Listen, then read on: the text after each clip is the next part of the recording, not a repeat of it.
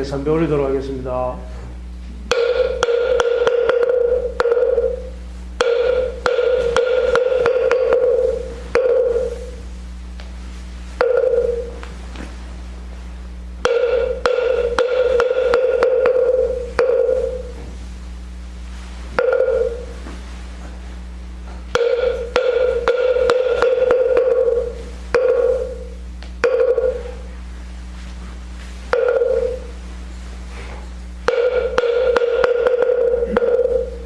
앉으십시오. 잠시 입장하겠습니다.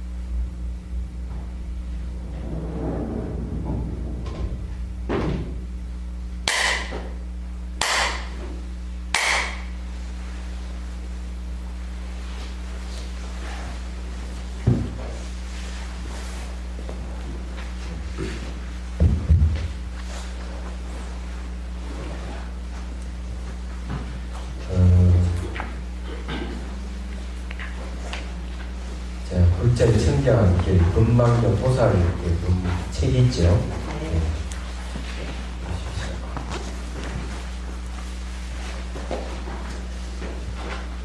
원래는 한 4시간은 해야 되는데 여기가 행사 관계로 1시간 줄였습니다. 간단하게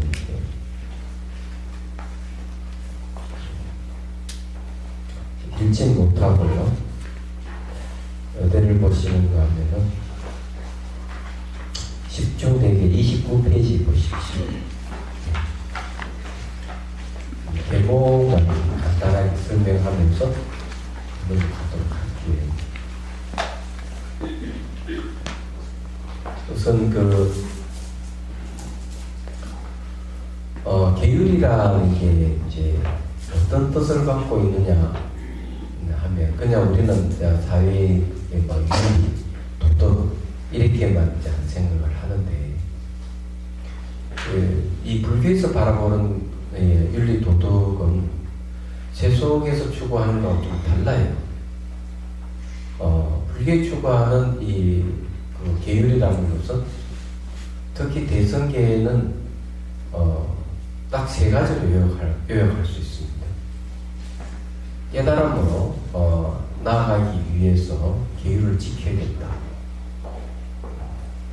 첫 번째, 이걸 이제 섭유리기라고 합니다. 두 번째는 이제 섭선법이라는 선법이라고 하는 건 이제 정법을 얘기합니다. 바른법. 그래서 선정과 지혜를 얻어서 해탈을 추구하는 걸 얘기를 합니다. 그게 이제 섭법계예요. 생사해탈을 한마디로 얘기합니다. 그 다음 세 번째 계율이라는 게 섭중생계입니다. 중생을 구제하는 겁니다. 그래서 이 세속의 윤리 도덕하고는 어떻게 보면 상당하게 이렇게 차이가 있는 거죠. 아마 세속 사람들이 당신들은 왜 윤리 도덕을 중요시합니까? 이렇게 물어본다면 목적이 어디 있습니까? 이걸 물어보잖아요. 어떻게 대답할까요? 그냥 사회생활을 하기 위해서 이렇게 보편적으로 얘기를 할 수 있지만은 불교에서는 깨달음을 얻기 위해서 이렇게 얘기할 수가 있죠. 그리고 이제 선정과 지혜를 얻어서 모든 생사 해탈하기 위해서, 대자연이 되기 위해서, 그리고 또 이 어렵고 힘든 사람들을 도움을 주고 그분들 깨달음에 인도하기 위해서 이렇게 얘기하는 일반 사람도 없습니다. 그래서 이제 대성계율에 이제 그 10중 내기 48경계라고 이렇게 하면 경국계라고 하죠. 48가지 가벼운 계, 10가지 무거운 계. 근데 이 세 가지 이제 뜻이. 근데 이 섭하는 말이 있는데 섭, 거둘 섭자. 그러면 이걸 계율을 다른 말로 하면 섭심이라고 해가지고 마음을 거둔다는 뜻이에요. 그러니까 나쁜 마음을 거두어서 사람들이 피해를 주지 않게 한다는 뜻이 있습니다. 살생하고자 하는 마음이 있을 때 계를 지키면 살생하고자 하는 마음을 거둬버리는 거죠. 펼칩니다. 도둑질하고 싶은 마음이 있으면 도둑질하지 마라 하는 계를 지키게 되면 도둑질하고자 하는 마음을 딱 거두어서 거둬버리는 거죠. 이제 그런 게 이제 섭심이 있습니다.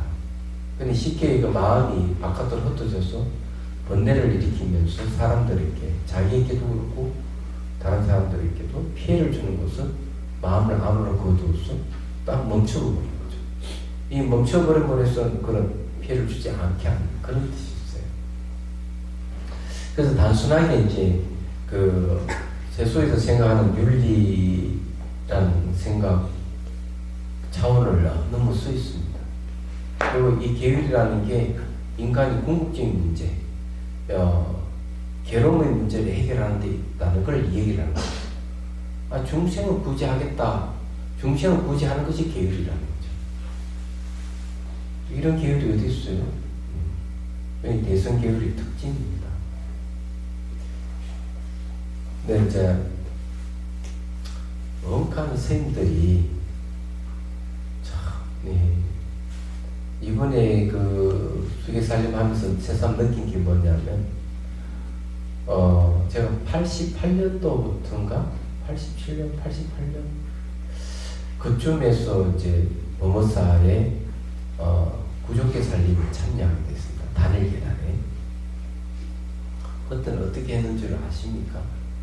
5불씩 한다 이러니까, 그 범어사 뒤쪽에 김밥 장수들이 진을 쳤어요. 스님들 가서 그 몰래 김밥 사 먹고 밥을 저녁에 안 준다니까. 원래는 5불씩 하는 게 맞거든요. 한 몇 년간 그렇게 했었어요. 세비사 스님들이 그걸 막는다고 애를 먹고 또 출석만 시켜놓고 도망가버리고. 근데 지금은 싹 달라졌어요. 그런 일이 없어요. 그만큼 이제 노력을 많이 한 거죠. 그리고 계율에 대한 인식도 많이 좋아졌습니다. 좋아졌는데도 불구하고 또 아직까지 그런 스님들이 이렇게 이제 하는데, 이 세월이 쭉 흐르다 보니까 이제 종단의 그 행자교육원이라든지 구족계 살릴 때 323인들의 그 교육받는 그 과정이라든지 이렇게 쭉 지켜보면 수준이 이제 옛날하고 다 같지 않구나, 안정이 됐구나, 이런 걸 이제 알 수가 있습니다. 제가 왜 이제 이 이야기를 하는가 하면은 어느 또 우리도 한 10년째 접어들었어요. 그래서 너무 참 고맙다는 생각을 합니다. 처음에는 제가 명상센터를 운영한다고 하니까, 그렇게 한다고 하니까 잘 이해를 못하는 분들이 상당히 많았습니다. 그냥 기도하는 줄만 알고, 그리고 또 왜 그렇게 싸우는지 그냥 아주 머리가 아플 정도로 그러다가 이제 수행을 하고 또 이렇게 개살림을 수개살림을 하고 이러면서 거의 차츰 없어지는 거죠. 이런 경험이 여기서만 있었던 건 아닙니다. 제가 송암사 강원에 이제 강주 소임을 맡으면서 날마다 뭘 하는가 하면 공사가 붙어요. 머리가 아플 정도로. 대중이 한 100여 명 살면은 별일도 다 있거든요. 그 개성 강한 스님들이 같이 금방에 대중생활을 하면서 이 잘못 때문에 공사가 붙고 이런 거죠. 근데 그걸 어떻게 그런 잠재웠느냐? 그래서 수행을 시켰어요. 그래 차를 매결해서 수행을 어떻게 한다? 차 강의를 수행에 대한 강의를 차를 매결해서 한 3차례 강의를 하고 수행에 대한 인식을 높여주고 그 다음에 앱을 드리고 30분 강좌 끝나고 30분 그리고 한 달에 한 번 또 실천 또 선장 스님 초청해서 또 강의를 하고 실천하고 이랬더니만 공사 붙는 일이 싹 열심히 이제 공부만 하는 거죠. 근데 그게 이제 보면 바로 섭심이라는 겁니다. 마음을 거둔다는 거죠. 수행으로서 마음을 거두고 바로 이런 계율법회 종단은 이제 수계살림이죠. 구족의 수계살림을 통해서 또 이렇게 우리가 한 10년째 또 이렇게 이제 보살계 수계살림을 가지고 이게 처음 마음을 거두는 방법이에요. 제가 보는 시가 어떤지 모르지만 아마 여러분들이 굉장히 가정이 안정이 돼 있을 거라고 생각합니다. 왜? 마음이 편안하니까. 개를 받고 포사를 하고 이러면은 마치 콩나물에 물을 부으면은 물이 쑥쑥쑥 빠지지만 콩나물이 자라듯이 우리 마음도 그렇게 많이 섭심이 되지 않았나 또 수행을 통해서도 그렇게 되지 않았나 하는 생각을 합니다.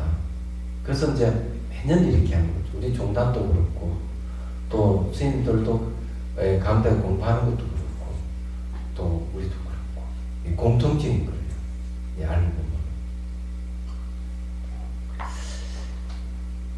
보면 이제 이걸 하나하나 한번 공부하면서 대강을 얘기했으니까 자 중생을 죽이지 말라 하는 이 죽이고자 하는 마음이 있으면 아주 골치 아파요.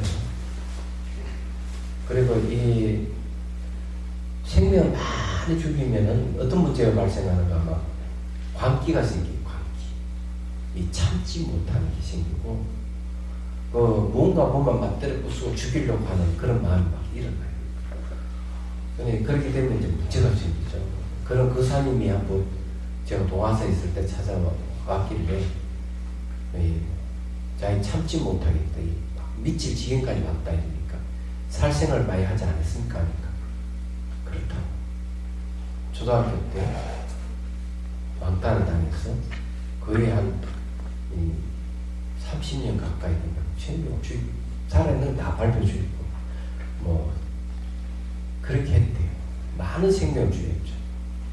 그래서 이제 자비도란 참법을 주고 참회를 하면은 된다고 가르쳐 드렸습니다. 책을 드렸죠. 한 달 후에 와서 얼굴이 이 붉은 기운이 없어지고 매우 안정이 되면서 고맙다고 했는데 바로 그런 걸 얘기합니다. 그래서 살생을 하면 안 좋아요. 좀 긴 안목을 보면은 모든 생명은 다른 이 생명에서 자기 존재예요. 또는 이 환경에서 존재하고 그 주의만 안 되는 거죠. 분리된 존재 하나도 없습니다. 스스로 독립적으로 혼자 사는 존재가 없다는 생명이 그래 돼 있어요. 서로 도움을 주고 도움을 받고 이게 이제 생명의 실상입니다.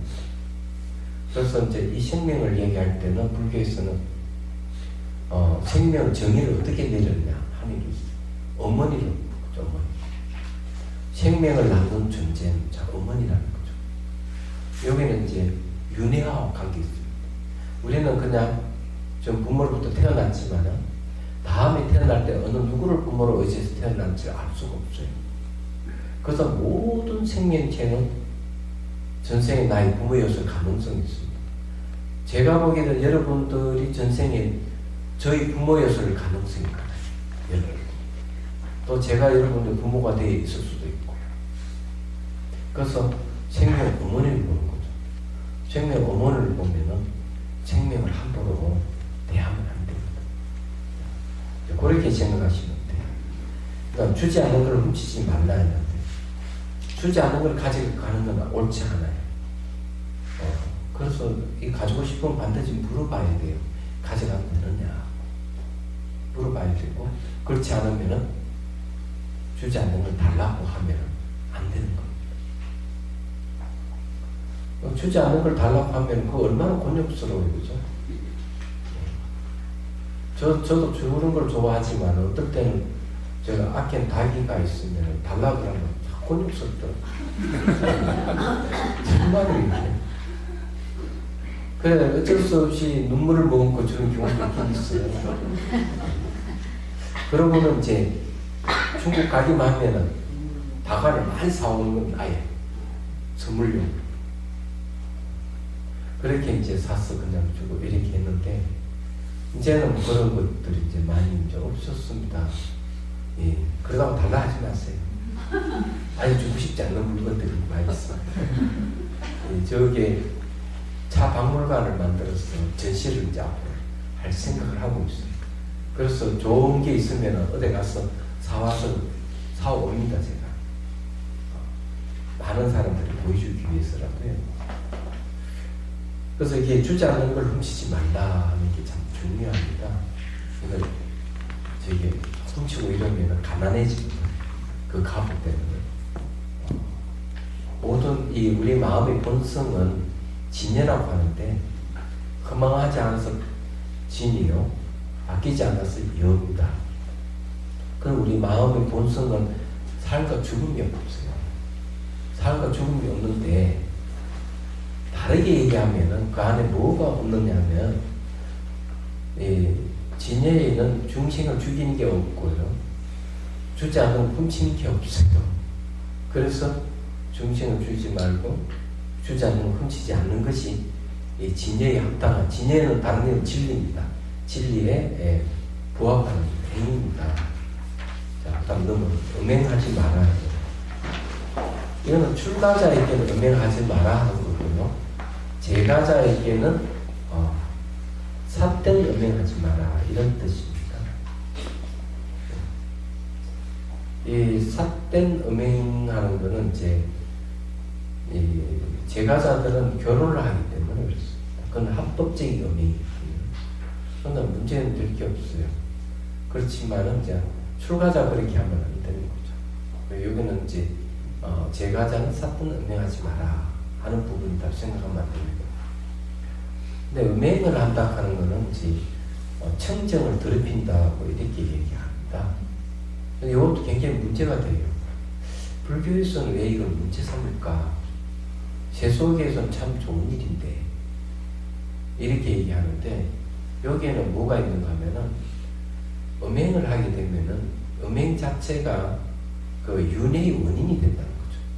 죽고 태어나고 반복하면서 고통을 받는다는 문제가 있습니다. 그래서 이게 음행하지 마라 하는 거고, 제가자들은 삿된 음행하지 말아라 이렇게 금지를 하는 거죠. 근데 여기에 살생하는 거라든지 도둑질하는 거라든지 삿된 음행하는 건 다 윤회의 원인이 됩니다. 그래 고통의 원인이 된다는 거죠. 그래 윤회란 말은 고통이 반복된다 이런 겁니다. 다른 이유가 있는 게 아니에요. 그래서 하지 마라. 근데 습이 들고 이러니까 어쩔 수 없이 뭐 출가자들 보니까 그러더라고요. 제가 법주소 살 때 한 스님이 군에 갔다 와서 복귀를 했어요. 이제 다시 법주소 강원에 와서 공부를 하는데, 아침 강의 때는 그 스님 있는데 그 이후에는 보지를 못해요. 야, 이 스님 어디 갔을까 했더니만 저 밑에 법주사 밑에 법주사 호텔이 있습니다. 거기에 커피숍에 가서 날마다 커피 마시는 거예요. 그때만 해도 80년인가 79년인가 그런데, 그래서 저도 한번 가져서 한번 가봤어요. 근데 그 스님이 있더라고요. 그래 보니까 다른 스님한테 얘기 들으니까 저 스님이 내 얘기 올 줄 아느냐고. 저 다방 내지가 이뻐서는 네? 못 잊어서 온다는 거예요. 근데 정말 그 스님 속퇴를 했어요. 상사병이 나가지고. 그러고는 한 3년이 지나고 난 뒤에 연락이 왔어요. 연락이 와가지고 도방 스님도 초청한다고. 갔더니만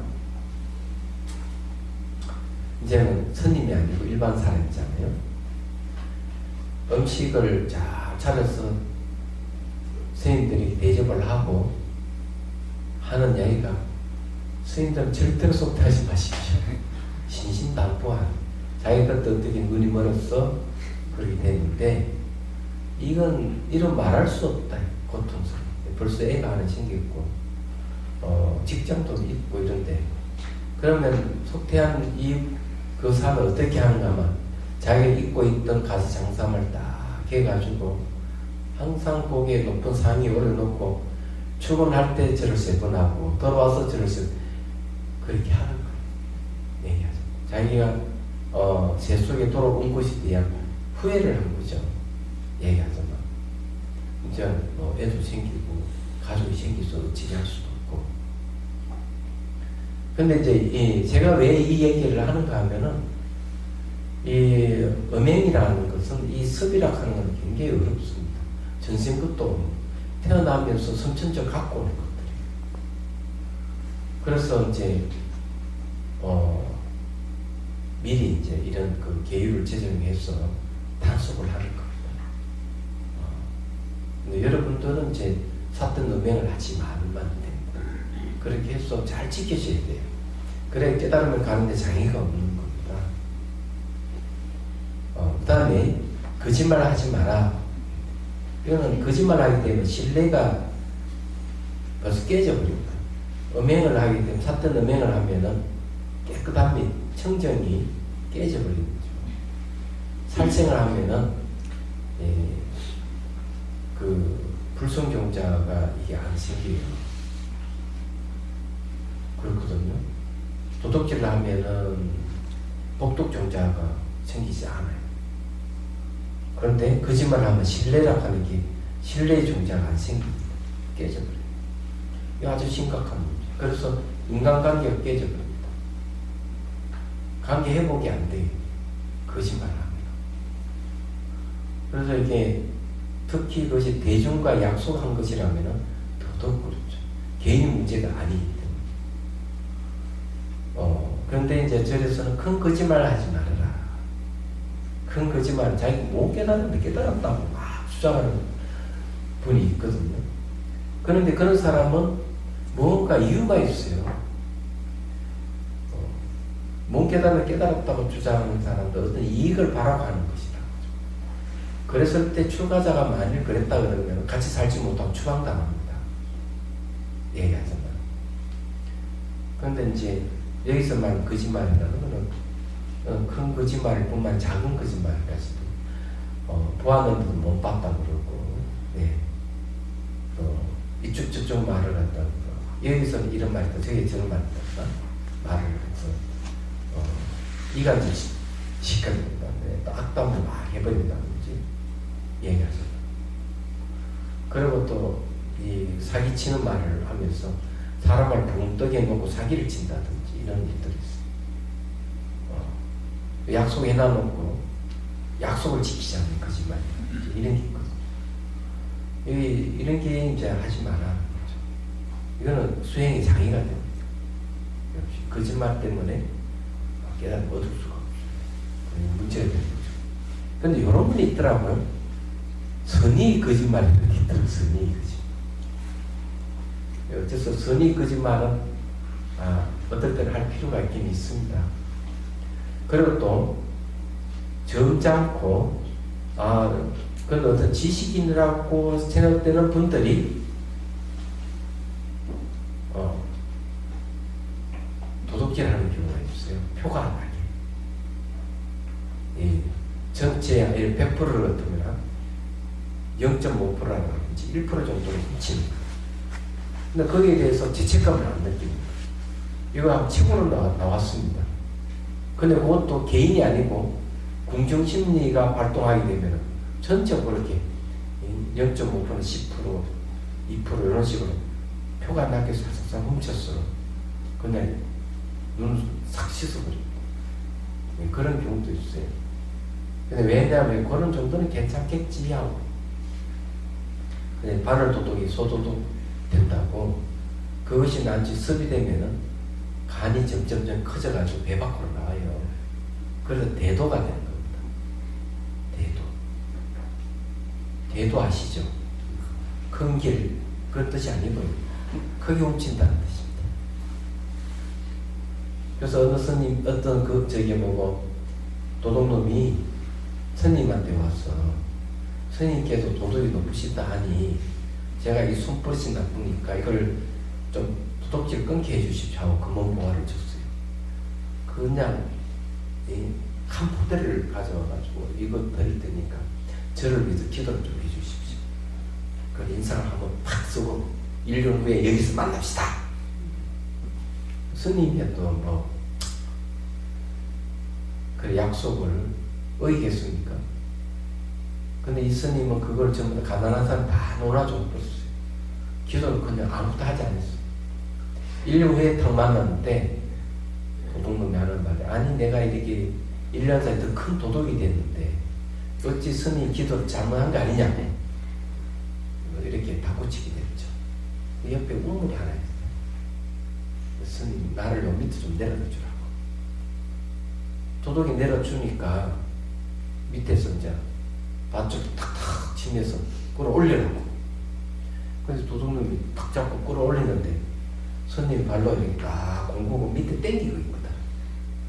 그 도둑놈이 화가 나가지고 내 너를 구해주려고 하고 스님을 구해주려고 하는데 왜 밑에 땡기느냐고 그러더래. 스님인지 하는 얘기가 나도 당신을 위해서 위에서 땡기고 있는데 도둑씨는 밑으로 땡기는 그럼 어떻게 되겠습니까? 내가 아무리 노력을 하더라도 당신이 끊겠다는 노력이 없는데 어떻게 이게 되겠느냐고. 그래서 금은보화를 가난한 사람 나눠준 것은 그 도둑을 위해서 복을 지준 건데 도둑놈이 자기가 스스로 그 버릇을 끊겠다고 마음을 내지 않으니까 안 되는 거예요. 네, 그런 얘기가 있습니다. 근데 도덕질하고 관계되는 건데 거짓말은 아니죠. 사실은. 마찬가지로 노력을 해야 돼요. 노력을 해야만이 됩니다. 거짓말도 습관이 될 수가 있다 하는 거. 그건 여러분 아신 그 도둑은 것처럼 습관이 되면 안 되는 거죠. 습관되는 것들이 이게 살생하는 것도 습관이 되고 훔치는 것도 습관이 되고 이 사건 음행하는 것도 습관이 되고 거짓말하는 것도 습관이 돼요. 그 이거를 이제 조심해. 그래서 이 습관성을 막기 위해서 계율이 필요한 거예요. 다른 건 없습니다. 자, 술을 팔지 말라 하는 부분인데, 야, 이건 참 대단해요. 술을 안 팔면요, 술을 마시는 사람 못 줍니다. 술을 먹지 마라 하는 것보다는 더 정확한 거고 강금이야. 술을 마시면 어떤 문제가 생기는가 하면 지혜 정작 끊어져 버려요. 술을 팔지 마라 하는 거는 자기도 술을 먹지 말 뿐만 아니라 다른 사람에게 술을 먹게 해서는 안 된다. 지혜락하는 게 깨달음을 주는 거고, 지혜락하는 건 우리 마음의 본성인데 내 술에 취했으면 늘 흐릿한 정신에 자기 본성을 못 깨칩니다. 술을 마시지 마라. 그런데 사회생활하면 어쩔 수 없이 마셔야 되겠죠. 스님들이 뭐 팔면 안 되고 먹지 말아야 되겠지만 세속 사람도 어쩔 수 없이 먹게 되잖아요. 방편이 두 가지가 있는데 알기 드리죠. 첫 번째, 술자리에 가서 술을 꼭 먹게 될 상황에 안 먹는 거예요. 그럼 왜 먹지 않느냐 이야기를 하십시오. 의사가 나 술 마시면 일찍 죽는다고 마시지 못하게 하니까 내가 살고 싶어서 그렇다고 이렇게 하십시오. 정말이에요. 거짓말이냐고요? 제가 의사입니다. 제가 의사예요. 그럼 의사 말이 맞잖아요. 경전에 보면 부처님은 큰 대의왕이라고 그러고요. 법상의 의사라고 분명히 나와 있습니다. 예. 별로 마음에 안 드는가 봅니다. 안 들으려고 하십니다. 술은 좋으니까. 그 다음에 두 번째는 술을 마시는 신용만 하시는 거예요. 마시는 신용하고 취하지 않도록만 마시는 노력을. 그게 중요하죠. 술 상문은 없죠, 그 사람. 그 지구 바꿔야 돼요. 몸이 술 때문에 몸 상하면은 건강 잃어버리고 모든 거 다 잃어버립니다. 자, 사부 중에 제과를 말하지 말라. 사부 대중이거든요. 비구, 비구니, 우바시, 우바이. 예, 그러니까 우바시, 우바이 남자신도 여자신도. 예. 그러니까 이게 허물을 제과에 대해서 얘기하지 말아요. 아, 그 사람은 무슨 죄를 지었다, 뭔 죄를 지었다, 그는 나쁜 놈이고, 나쁜 년이고, 뭐, 어쩌고, 그렇게 하면서 자꾸 얘기하면 안 돼요. 그러면은 그거는 오히려 죄를 짓는 것이다. 그래서 남의 잘못을 얘기하지 않는 것. 이게 아주 중요해요. 근데 남의 잘못을 이야기하면 꼭 자기의 허물이, 이 소문이 들리게 돼 있어요. 애도 남의 그 잘못 지적하고 뭐다 하면은 그 들었던 사람들 가만히 있겠어요? 네. 그럼 싸움이 일어나는 겁니다. 이 초심 학인문의도 보면 보조국사께서 대중이 같이 사는 대중의 허물을 얘기하지 말라고. 어느 스님이 효본 컨셉을 찾아가가지고 아무개 스님이 저렇게 기후도 안 지키고 대중들 피해를 주고 이러는 쫓아내야 된다. 이러니까 효본 스님가 이 그 스님처럼 그래 니나 잘해라 이놈아.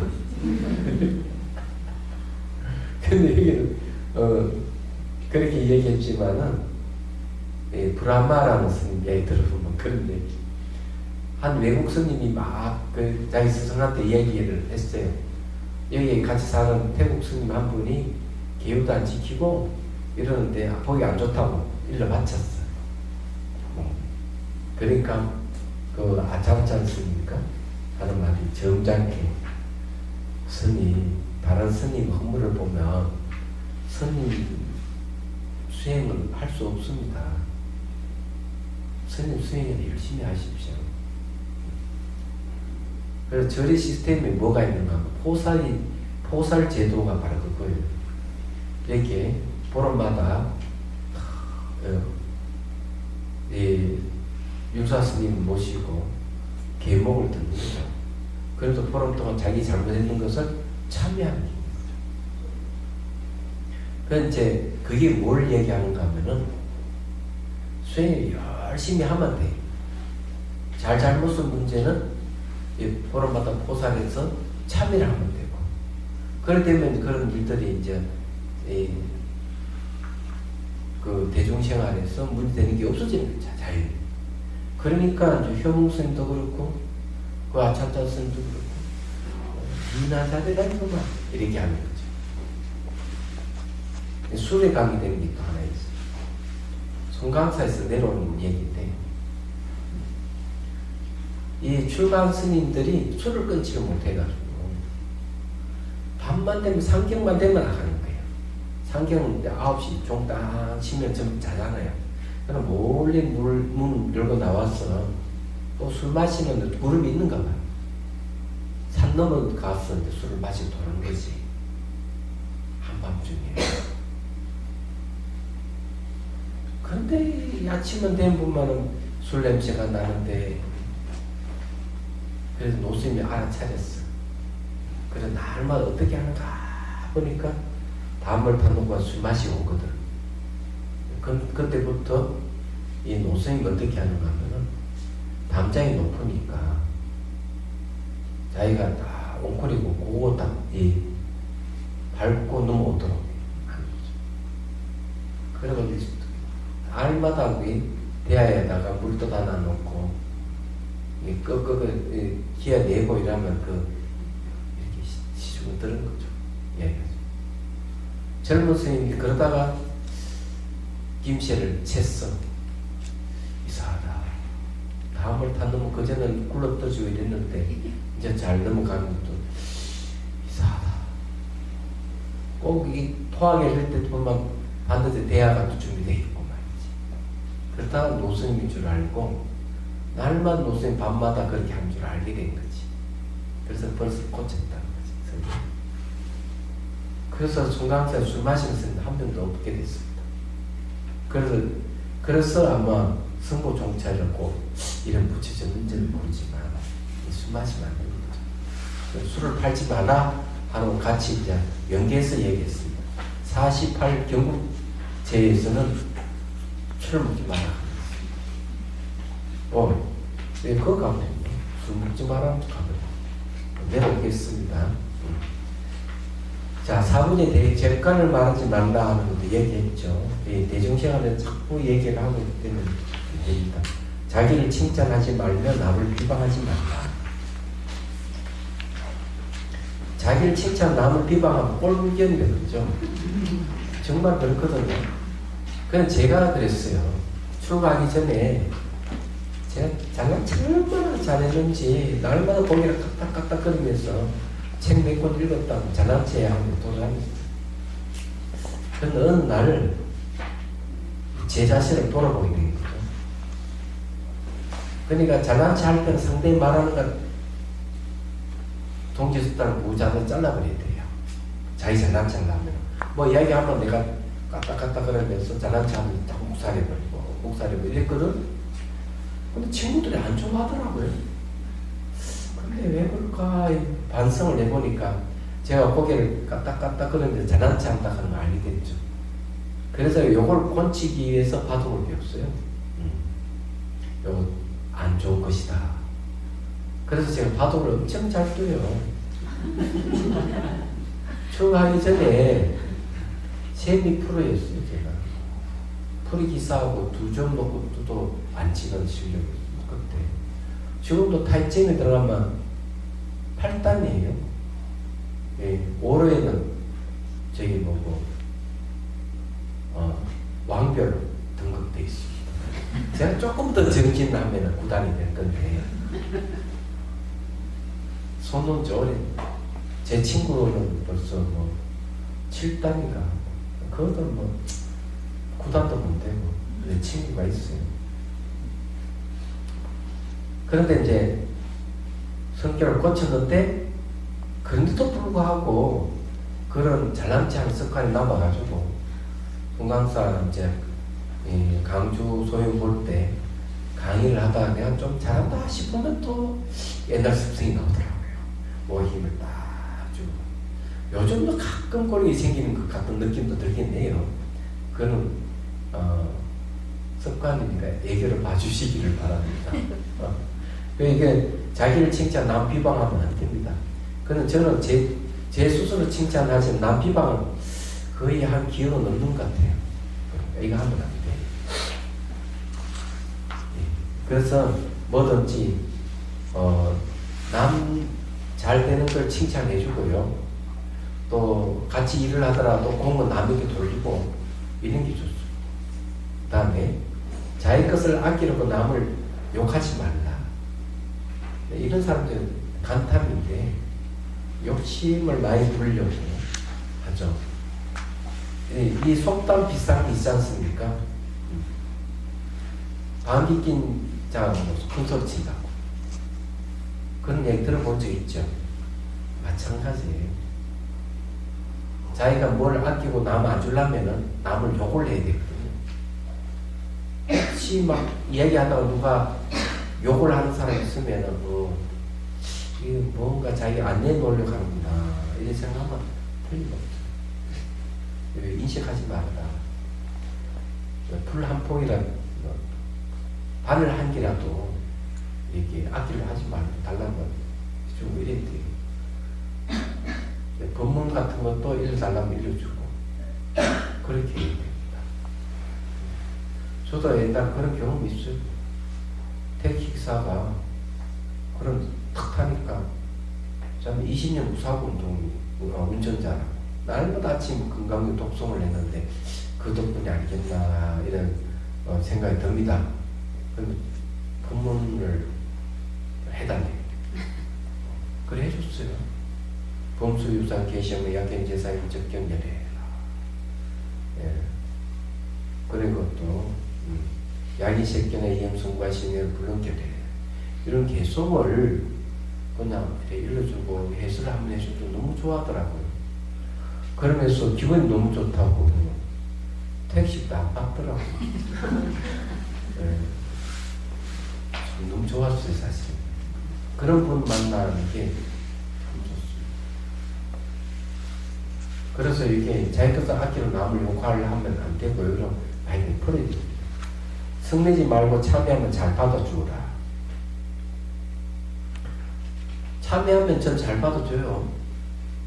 근데 참여 대상이 누구냐에 따라 달라요. 그래서 우리 절에서는 내가 개인에게 잘못을 했으면 그 스님한테 잘못했습니다 하면은 끝날이 있고요. 근데 그건 전체 대중에게 잘못했으면은 한 사람에게 잘못했습니다 참여하면 되나 안 됩니다. 대중 참여를 대중에게 피해를 줬기 때문에 그래서 절에는 강당에도 뭐 지금도 그 전통이 들어있죠. 대중이 무리를 일으켰다면은 가상상다 수하고 대중한테 나와서 절을 선배를 올리고 참여합니다. 제가 이래이러한 해서 대중 스님들에게 이렇게 해를 끼쳐서 참여합니다 하고 참여를 해요. 그럼 그것도 끝나요. 그런데 이제 그렇지 않는 경우가 많이 있어요. 그러면 그것이 점점점 방울물이 강을 이루고 바다에 이른다 하고 본락경이 얘기했듯이 작은 죄라도 가볍게 여기지 말라 이렇게 얘기하죠. 그래서 여러분들도 혹시 그런 일이 있으면 대중 참여를 한다든지 개인에게 잘못해서 그 개인에게 참여를 한다든지 이렇게 해야 됩니다. 그런 제도가 뭔가 막 포살할 때 그렇게 하는 경우가 있고 그러죠. 예. 그래서 이건 참여하면 잘 받아줘야 되는데 누구에게 참여를 하느냐 이게 중요해요. 그런 게 있다 하는 걸 이제 말씀드리는 겁니다. 그런데 뭐 여러분들이 뭐 대중시행을 하는 건 아니잖아요. 그래서 이제 이런 얘기에 해당하는 사항은 아닌 것 같습니다. 그렇지만은 개인이라든지 뭐 회사 차원에서라든지 그런 건 있을 수 있겠다 생각을 합니다. 그 다음 산보를 비방하지 말라. 불법성 산보는 왜 비방하면 안 되느냐 이유가 있어요. 불법성 산보는 우리가 돌아가야 할 궁극이에요. 그래서 원효스님께서 산보에 기여하는 것은 일심의 근원에 돌아가는 길이다 이랬습니다. 우리 마음에 깨있는 마음이 붙여요. 예. 그렇죠. 우리 마음이 바로 가르침입니다. 예. 생사가 없는 이 가르침이 바로 법이 되는 거죠. 그러나 이 마음에 의해서 우리가 노력을 하면서 깨달음을 얻을 수가 있는 거죠. 그래서 불법성 산보가 전부 다 마음이 갖춰져 있어요. 그래서 자기 마음을 들여다보게 되면은 결국 깨달음을 얻습니다. 그런데 산보에 기여를 하지 않으면은 자기 마음을 아무리 들여다봐도 자기 마음이 불법성 산보일 줄 모릅니다. 그래서 큰 깨달음 얻을 수가 없죠. 그런데 그래서 산보에 기여해서 산보에 의지하게 되고 나중에 본인 산보 중에 자기가 부처가 되고 법이 되고 승이 되는 거죠. 한마디로 얘기하자면 제일 큰 이유는 삶과 죽음의 곳에서 벗어난다는 데 있습니다. 그런데 산보를 비방하고 그 믿으면 안 되니 어찌니 이러는 것은 자기뿐만 아니라 다른 사람도 그 깨달음을 방해하는 거죠. 삶과 죽음의 고통에서 벗어나고자 하는 사람을 못 벗어나게 하는 거죠.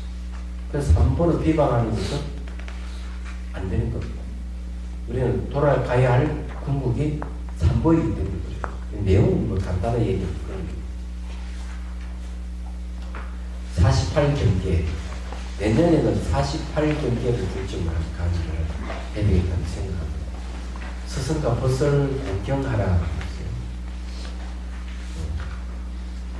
정말 스승과 벗을 공경하지 않으면 깨달음을 얻기가 어려워요. 태백 불교가 이렇게 힘을 발휘하고 전 세계 이렇게 티베트 불교가 전파될 수 있었던 것은 뭐가 있었냐면요, 바로 이 스승을 공경하는 데 있습니다. 왜? 스승을 바로 직접적인 깨달음의 결과를 가져올 수 있는 직접적 원인이기 때문에 그래요. 부처님은 간접적인 원인이 지나지 않습니다. 그래서 스승을 공경하라는 말이 그렇습니다. 또 좋은 것을 만나면 깨달음을 얻을 수가 있습니다. 자, 술을 마시지 마라 얘기했고, 고기를 먹지 마라. 현실적으로 얘기하면 고기를 안 먹기 때문에 대장암 걸릴 확률이 그 제로에 가깝습니다. 우리나라 사람은 창자가 좀 길어요. 채식주의자이기 때문에. 그래서 고기를 먹으면은 창자에 오래 머물게 됩니다. 그래서 이 용종이 생기고 나중에 암이 대장암이 걸리게 되죠. 그래서 하도 대장암이 걸리는 사람이 많기 때문에 대장암 수술에 또 이번에 났어요. 전 세계 대장암 수술 1위잖아요. 얘기합니다. 수술 그만큼 잘한다는 거예요. 치유도 완쾌되는 것도 한결 필요 없고, 반면에 그렇다 하는 것은 그만큼 고기를 많이 먹는다는 얘기죠. 붉은 고기를 먹지 말라고 이렇게 TV에서 얘기를 하더라고요. 세속의 차원에서 얘기하지만 결국 고기를 먹고 이러는 것은 살생의 원인이 돼요. 살인의 원인이 돼요. 왜 안 되는 거지? 똑같은 생명을 가진 존재가 어떻게 그걸 하겠어요? 오신채 먹지 말라는 건 생거를 먹으면은 성을 내게 되고, 익혀서 먹어도 음욕심을 내게 해요. 이게 강장제입니다. 그래서 이게 음식에 의해 가지고 심리가, 이 부정적인 심리가 일어날 수 있기 때문에 먹지 말아라, 이렇게 얘기하는 겁니다. 개를 범한 이는 참회하라. 참회하게 하라. 그래서 잘못했으면은 참회를 하십시오, 이렇게 하죠. 그래, 잘못 범한 사람에게 그렇게 하는 게 옳습니다. 그런데 안 하는 사람이 있죠. 강심장이에요, 그 사람.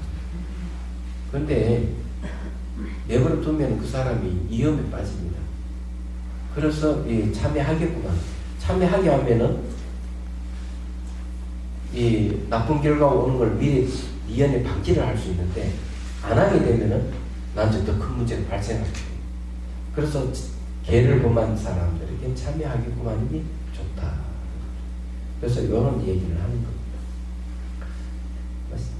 내년에는 48경제를 하나하나 설명하는 걸로 하고, 오늘 이 정도로 하고요. 10종 되게 간단하게 설명했는데 모인 자리니까 이제 말씀드릴게요. 올해가 이제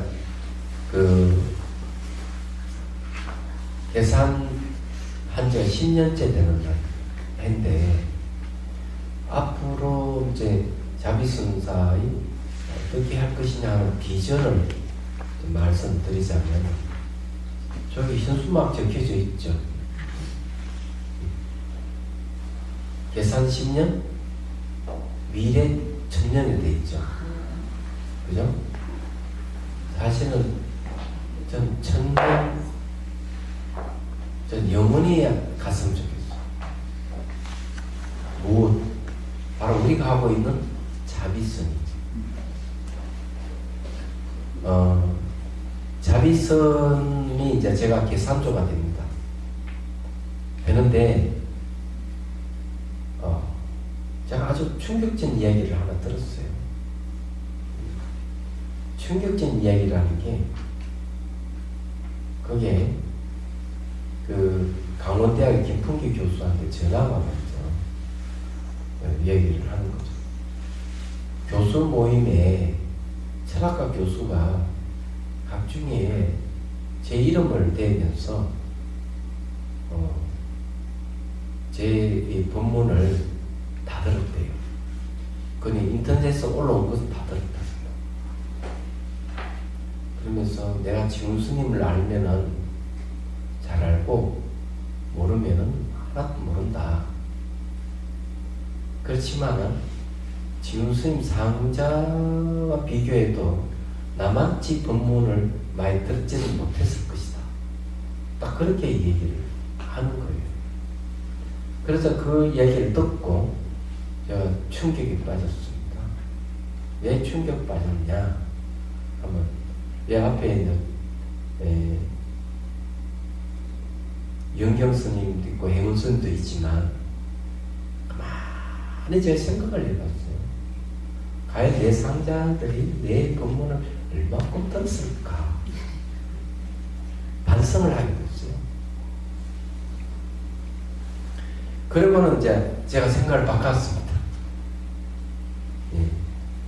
사실은 이게 자비선을 물려줄 누가 이 법을 받겠는가 늘 생각을 해봤는데 그래도 내 상자들이 안 낫겠나 이런 생각을 했는데 제가 생각을 적어보겠어요. 얘기하세요. 이거는 인정을 되는 일이 아니고 자비선이 앞으로 1000년, 2000년 가려면은 이 법을 개성해 줄 수 있는 스님이 필요하고 제가자가 필요해요. 얘기하죠. 제대해서 끝나버리면 아깝잖아요. 여러분도 수행해 보니까 효과가 있잖아요. 그리고 이것을 확실히 깨달을 수 있다 하는 그 길이라는 게 확신이 않습니까? 그래서 원래 깨달음으로 가는 길 책을 제가 정보판을 내는데 10여 년 이상 저기 인도로 왔다 갔다 했습니다. 본문을 듣고 달라이라마 스님 본문을 듣고 또 여러 경전이나 논설 강의를 하면서 제가 찾고자 했던 게 하나 있었던 겁니다. 그게 뭔가 하면은 우리나라는 이빠사나 수행이 지금 들어와 있어요. 그 위에는 뭔가 하면은 가나선이 있습니다. 그 사이에 캡이 상당히 멉니다. 간격이 커요. 예. 그 사이는 대성불교인데 대성불교 수행을 하는 분이 과연 몇 분 있을까? 그리고 그 수행 체계가 분명히 경전이나 논서에 나와 있지만은 다만 그것을 학문적으로 그냥 학습을 할 뿐이지 그냥 공부를 할 뿐이지 수행을 하는 게 없단 말이에요. 그래서 대성불교의 수행의 길을 분명하게 정립해보자 하는 마음이 있었던 것입니다. 경전이 있고 논술이 있는데 왜 할 필요가 뭐가 있겠느냐 하지만 시대가 바뀌었잖아요. 경전은 논술 그대로 갖고 오므로 하면은 별로 그런 마음이 안 일어날 수도 있겠다 하는 생각을 했습니다. 많이 알면서도 또 한편으로는 요 긴가민가 하는 부분도 있었어요. 그래서 이제 강의하고 법문을 하면서 확실하게 이것이다 하고 요번에 이제 정립을 해서 책을 냅니다. 그래서 이제 그 책만 보면 수행이 될 수 있도록 깨달은 길을 분명하게 제시를 해놨습니다. 그래서 이 자비선에서는 자, 비, 희, 사 4단계에다가 자는 무상, 비는 고, 피는 무아, 사는 공입니다. 근데 4단계가 있는데 4번째에서 5번째 단계 다섯 번째 단계는 지입니다. 지 진짜예요. 근데 그 지까지 가는데 수행법이 이때까지 비어 있었던 부분에 이번에 채워 넣었습니다. 대승 사마타와 대승 이빠사나를 채워 넣었습니다. 그래서 대승 사마타 수행은 대승 기신론의 지 수행법을 그대로 채용하기로 했어요. 그래서 대승 기신론 구주신입니다. 그래서 그게 이제 보편적으로 대승불교 사마타 수행이라고 하는 걸 알게 됐고, 또 대승불교 이빠사나 수행은 분석 추론이 들어갑니다. 물론 기본적으로 삼법인의 지혜가 생겨야만 가능합니다. 그래서 이제 어쨌든요, 이걸 이제 그 원고도 거의 다 썼고요, 교정 작업에 들어갔습니다. 여러분들 기대해도 될 것 같습니다. 그래서 이제 제가 이제 말씀드리고 싶은 것은요, 제가 이제 앞으로 할 일이 상당히 많습니다. 계율을 또 전개를 제가 또 해야 되고요. 앞으로 또 강맥을 또 이제 그 정강을 해줘야 됩니다. 강맥을 있게 하려면은 그게 이제 남아있어요. 그 다음에 하나가 바로 자비성입니다. 그래서 이게 이제 나이가 이제 그 됐다 얘기하자면은, 그래서 이제 언젠가는 여기서 조건이 되면은 출가자를 위한 경론 강좌를 열 겁니다. 전통이 있어요. 옛날에 간흥 노스님께서 동화사에서 유식 30소를 강의를 했죠. 그때가 79년도인가 78년도 그랬습니다. 그래서 그때 제가 참여했는데 한 100여 명 스님이 와서 한 보름 동안 같이 이제 그 강의를 듣고 했었어요. 지금 그런 전통을 잇고 있는 분들이 타너 스님 계셨고요. 그리고 이제 우비큰 스님이 또 그렇게 하시고 있고, 그렇게 하고 있거든요. 그래서 이제 저도 이제 그런 나이가 돼가기 때문에 그 강좌를 열 생각을 합니다. 이제 그런 게 하나 있고요. 그래서 이제 제가 이제 하고 있는 게 이 자비선을 널리 펴기 위해서는 지도자가 필요하다고 말씀드릴 수가 있습니다. 그래서 이제 여러분들 같이 이 선이 널리 이제 전파되어서 많은 분들에게 이익을 줄 수 있도록 하면 얼마나 좋겠습니까? 같은 한 배에 탔다 그런 생각을 하는데 저 혼자 착각인지는 잘 모르겠네요. 그게 아니기를 바라고요. 여러분들 저를 좀 도와주시면 좋겠다는 생각을 했어요. 얘기하자면은. 어쨌든 제가 이제 이런 얘기를 하는 의도가 이제부터 자비선사가 본격적으로 활동할 시기가 아니겠나 하는 생각을 하게 됩니다. 물론 그 전에 활동했던 거하고 뭐 진부 없이 같지만, 그래서 이제 지금 템플스테이도 수수나 팀장에 의해서 잘 이 궤도에 좀 올랐고요. 그리고 인자 교수님이 이제 여기에 그 연수 원장입니다. 그러다 보니까 템플스테이 문제라든지 이런 걸 또 잘 이렇게 외우를 하면서 코치를 잘하고 있습니다. 그래서 이제 제대로 이제 길을 가고 있다고 이렇게 말씀드립니다. 그런지 공무원 연수도 2차례 했고요. 또 교사 연수도 이제 돌을 것이고요. 그리고 이제 전국에서 많이 이제 수행하시는 분들이 이제 많이 올 거라는 생각을 합니다. 발이 이제 넓어지는 거죠.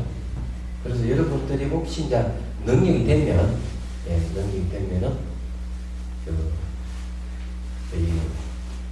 지도자를 앞에 지도하시는 분들을 많이 도와주시고, 또 여러분들 지도자를 또 나서주면은 좋겠다는 생각입니다.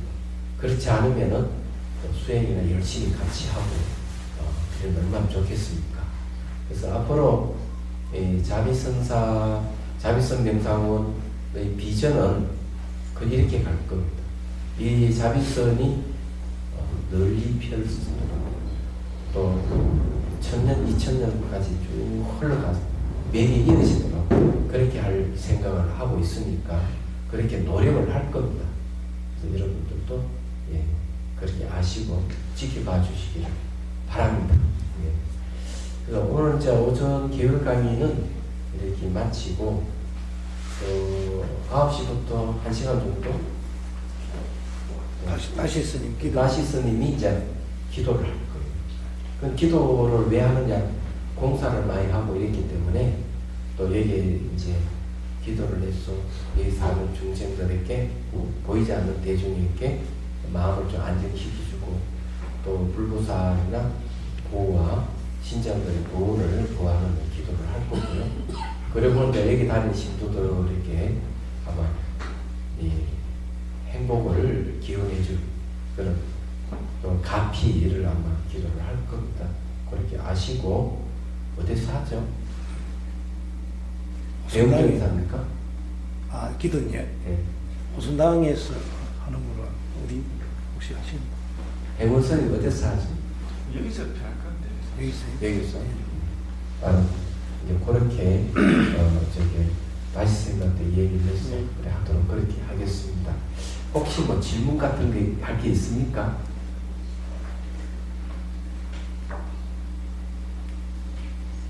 네, 마치도록 하겠습니다. 일십시오. 네, 선생님께서 놀리도록 하겠습니다.